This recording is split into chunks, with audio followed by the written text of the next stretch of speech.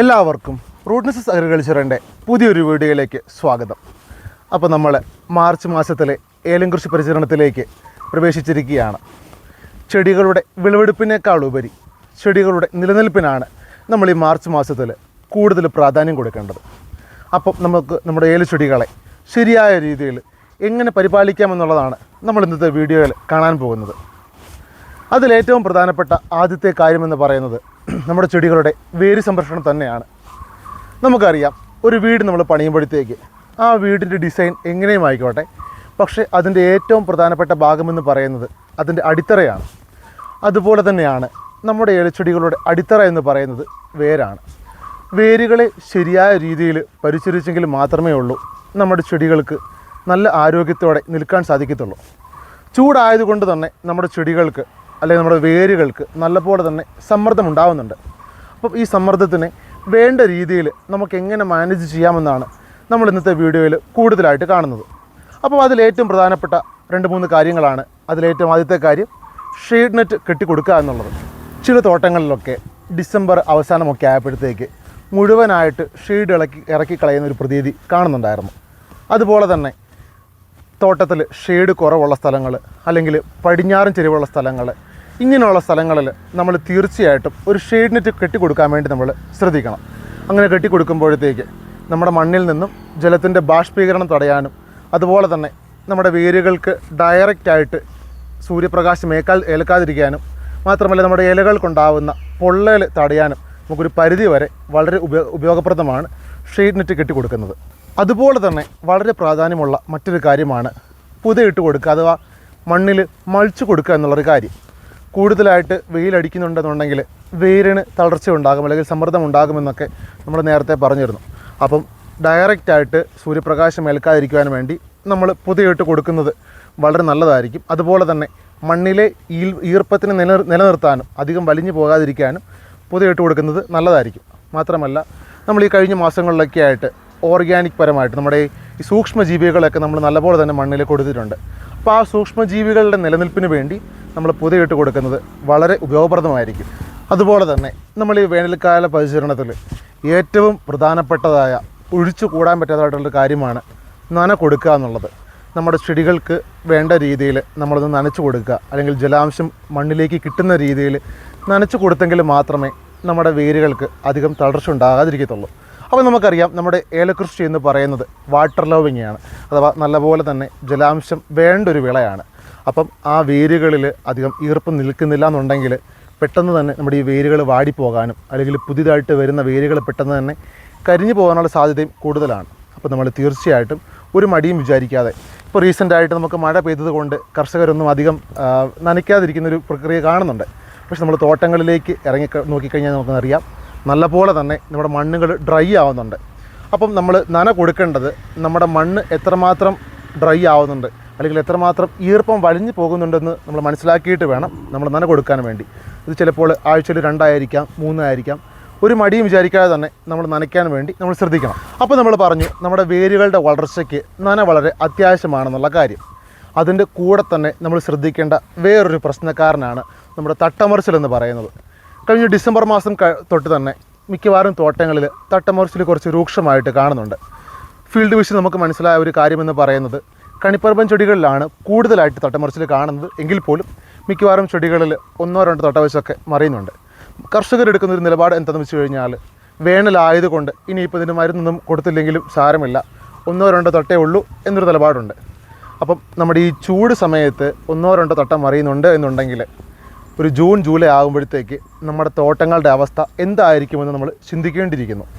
അതുകൊണ്ട് നമ്മൾ നന കൊടുക്കുന്നതിന് മുന്നേ തന്നെ നമ്മൾ നല്ലൊരു ഫംഗിസൈഡ് തീർച്ചയായിട്ടും നമ്മൾ ഡ്രെഞ്ച് ചെയ്തിട്ട് മാത്രമേ ഉള്ളൂ നമ്മൾ നന കൊടുക്കേണ്ടത്.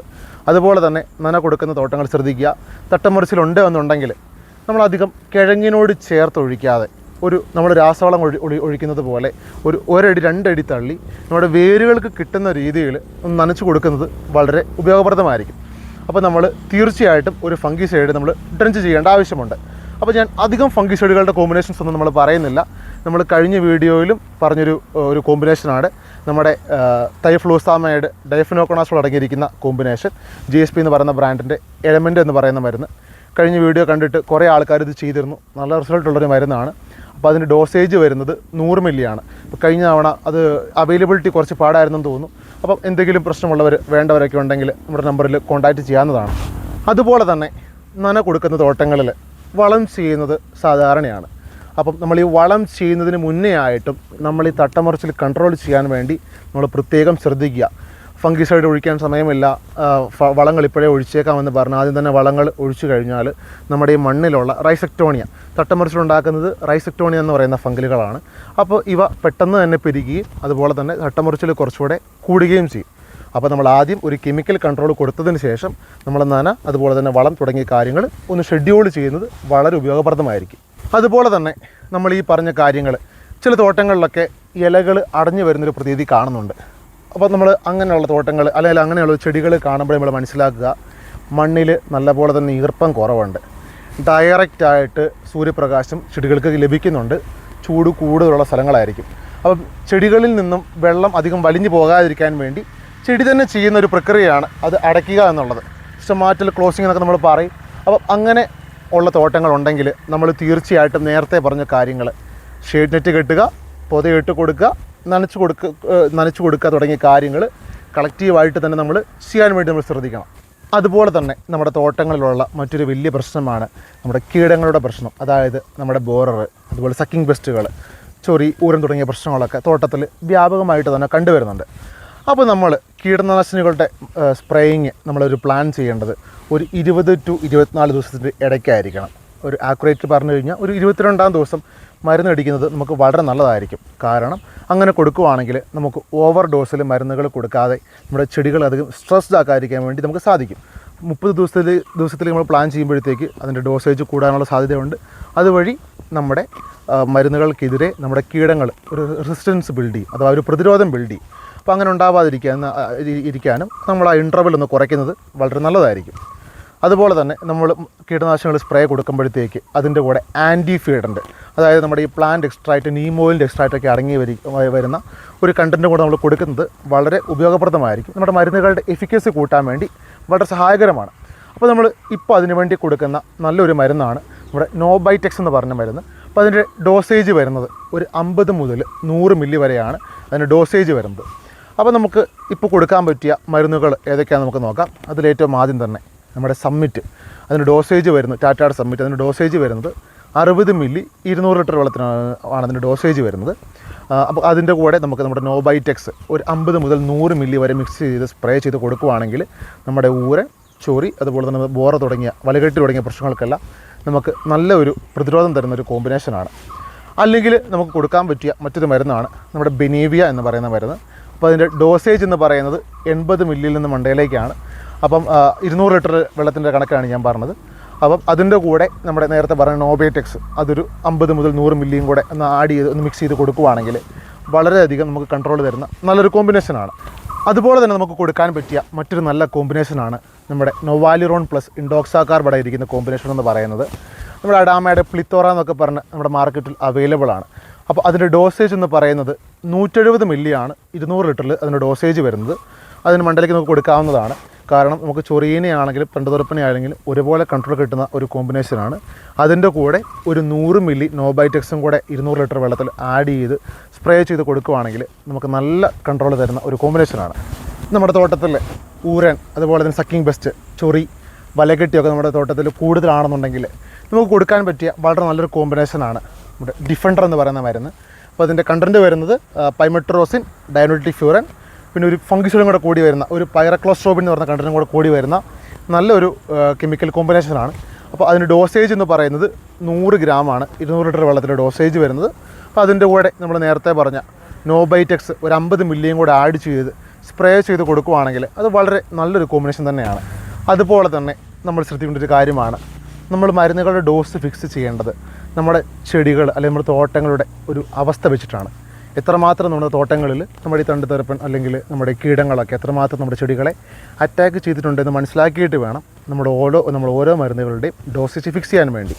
നമ്മൾ ആ മരുന്നിൻ്റെ കൂടെ ചെറിയ രീതിക്കുള്ള വേറെ കുറച്ച് ആൻറ്റിഫൈഡിൻ്റെ പോലുള്ള കാര്യങ്ങളും കൂടെ ആഡ് ചെയ്ത് കൊടുക്കുകയാണെങ്കിൽ നമുക്ക് നല്ല രീതിയിൽ തന്നെ നമ്മുടെ ചെടികളെ നമുക്ക് പരിപാലിക്കാൻ സാധിക്കും. അതുപോലെ തന്നെ നമ്മൾ മരുന്നുകളൊക്കെ സ്പ്രേ ചെയ്യുമ്പോഴത്തേക്ക് അതിൻ്റെ കൂടെ നമ്മുടെ ഓർത്തോസിലിസിക് ആസിഡ്, നമ്മുടെ സിൽവാൾ അല്ലെങ്കിൽ ഗാനക്സ എന്നൊക്കെ പറഞ്ഞ് നമ്മുടെ മാർക്കറ്റിൽ അവൈലബിൾ ആണ്.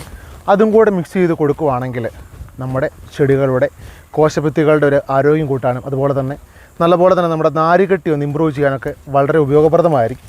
അപ്പോൾ അങ്ങനെ വരുമ്പോഴത്തേക്ക് പെട്ടെന്ന് തന്നെ നമ്മുടെ കീടങ്ങൾ അറ്റാക്ക് ചെയ്യാതിരിക്കാനും നമുക്ക് വളരെ ഉപയോഗപ്രദമാണ്. അതുപോലെ തന്നെ തോട്ടങ്ങളിലൊക്കെ നല്ലപോലെ പൊട്ടാഷ് ഡെഫിഷ്യൻസി, മഗ്നീഷ്യം ഡെഫിഷ്യൻസി, പിന്നെ ഫോസ്ഫറസ് തുടങ്ങിയ മൂലകങ്ങളുടെ ഡെഫിഷ്യൻസി കുറച്ച് സിവിയറായിട്ട് തന്നെ കാണുന്നുണ്ട്. അപ്പോൾ നമ്മൾ ഒരു സ്പ്രേയിങ് അല്ലെങ്കിൽ ഡ്രിഞ്ചിങ് കൊടുക്കുമ്പോഴത്തേക്ക് അത് പ്ലാൻ ചെയ്തിട്ട് വേണം നമ്മൾ കൊടുക്കാൻ വേണ്ടി. അപ്പോൾ നമുക്ക് ഇപ്പോൾ കൊടുക്കാൻ പറ്റിയ നല്ലൊരു കോമ്പിനേഷനാണ്, നമ്മൾ ഫോസ്ഫറസ് അടങ്ങിയിരിക്കുന്ന നല്ലൊരു കോമ്പിനേഷനാണ് നമ്മുടെ എലിക്സ് പി എന്ന് പറയുന്ന കോമ്പിനേഷൻ. അപ്പോൾ അതിൻ്റെ കണ്ടൻറ്റ് വരുന്നത് 12% നൈട്രജനും 40% ഫോസ്ഫറസും ഒരു 6% പൊട്ടാഷ്യം കൂടെ അടങ്ങിയിരിക്കുന്ന ഒരു കോമ്പിനേഷനാണ്. അപ്പോൾ അതിൻ്റെ ഡോസേജ് വരുന്നത് ഒരു 500 ഗ്രാം. അതിൻ്റെ കൂടെ ഇവിടെ പൊട്ടാഷ്യം ഷോണേറ്റ് അത് ഒരു 500 ഗ്രാമും കൂടെ മിക്സ് ചെയ്ത് നല്ലപോലെ ഒന്ന് സെമി ഡ്രിഞ്ചിങ് കൊടുക്കുവാണെങ്കിൽ നമുക്ക് നല്ല രീതിക്ക് തന്നെ റിസൾട്ട് തരുന്ന നല്ലൊരു കോമ്പിനേഷനാണ്. അല്ലെങ്കിൽ നമുക്ക് കൊടുക്കാൻ പറ്റിയ ഫോസ്ഫറസ് കൂടിയിട്ടുള്ള മറ്റൊരു കോമ്പിനേഷനാണ് നമ്മുടെ ഫോസ് മാജിക്. അപ്പം അതിൻ്റെ കണ്ടൻറ്റ് വരുന്നത് നൈട്രജൻ ഒരു 5%, ഫോസ്ഫറസ് ഒരു 40%, പിന്നെ പൊട്ടാഷ് അതൊരു 14% കൂടെ കൂടി വരുന്ന നല്ലൊരു കോമ്പിനേഷനാണ്. അപ്പോൾ അതിൻ്റെ ഡോസേജ് വരുന്നത് 1 കിലോ ആണ് 200 ലിറ്റർ വെള്ളത്തിൻ്റെ ഡോസേജ് വരുന്നത്.